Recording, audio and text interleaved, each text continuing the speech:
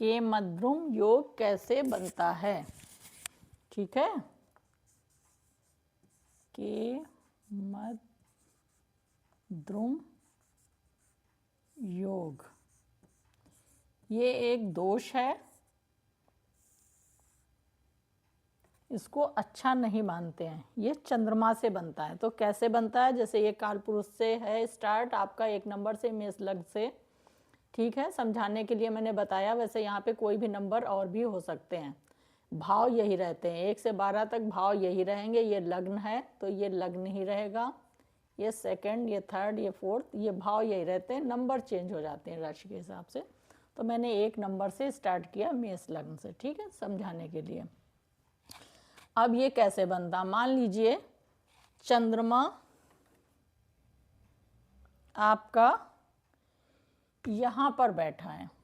ठीक है, ये चंद्रमा यहाँ पे है और इसके आगे भाव में भी कोई ग्रह नहीं है और यहाँ पे भी नहीं है। ठीक है, उसके आसपास के भाव दोनों खाली हैं, यहाँ पे भी कोई ग्रह ना हो, यहाँ पे भी ना हो।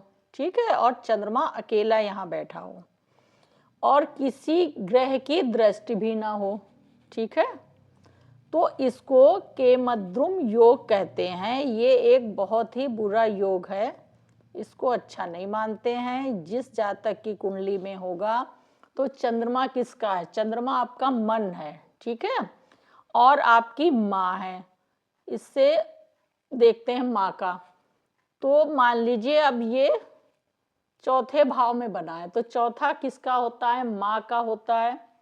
ठीक है, भूमि का होता है, भवन का होता है, वाहन का होता है, आपका पारिवारिक सुख होता है। तो ये सारी चीजों में बहुत ही समस्याएं देगा और उस व्यक्ति का मन स्थिर नहीं रहेगा, बहुत ही उथल पुथल रहेगी, बहुत ही व्यर्थ का सोचेगा, नेगेटिव सोचेगा और उसका मन स्थिर रह ही नहीं पाएगा और उसका मन अशांत रहेगा। तो आप समझ सकते हो, जब मन अशांत है तो वो फिर उसका किसी चीज में काम मन नहीं लगेगा। धन का है, धन में प्रॉब्लम, माँ के साथ प्रॉब्लम, माँ के स्वास्थ्य संबंधी परेशानी, माँ से दूरी या माँ से मतभेद। ठीक है, और घर में चौथा घर सुख का होता है, हर अब सभी प्रकार का सुख आप यहीं से देखते हो। ठीक है, भवन, वाहन है, परिवार, तो वो उसका मन स्थिर नहीं रहेगा, न घर में उसका मन लगेगा न बाहर, उथल पुथल रहेगी। वो बिल्कुल अकेला अपने आप को महसूस करेगा, सब भीड़ में होते हुए भी वो अपने आप में ही उधेड़ बुन में लगा रहेगा। तो ये एक अच्छा योग नहीं होता।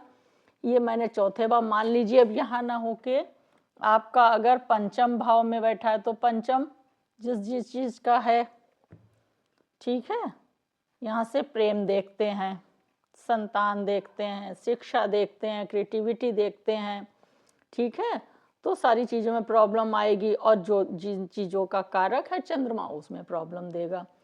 तो ये अच्छा दोष नहीं है, ये बहुत बुरा होता है। इसमें व्यक्ति एक टाइम पे बिल्कुल अकेला रह जाता है, बिल्कुल समाज से कट जाता है, उसका दिमाग काम नहीं, मानसिक इतनी ज़्यादा उसमें वो होती है उथल पुथल की वो डिप्रेशन तक में आ सकता है। अब फिर बाकी आपकी और स्थिति। अब यहाँ पे है तो ये भाव और ये भाव, इसमें कोई ग्रह नहीं है, किसी ग्रह की दृष्टि भी नहीं है, तो ये केमद्रुम योग बनता है। और मान लीजिए अगर लग्न भी कमजोर हो, अस्त हो या प्रॉब्लम, तो और ज़्यादा समस्याएं आएंगी। ठीक है, तो ये इस तरह बनता है, ये दोष है और ये अच्छा योग नहीं कहलाता है।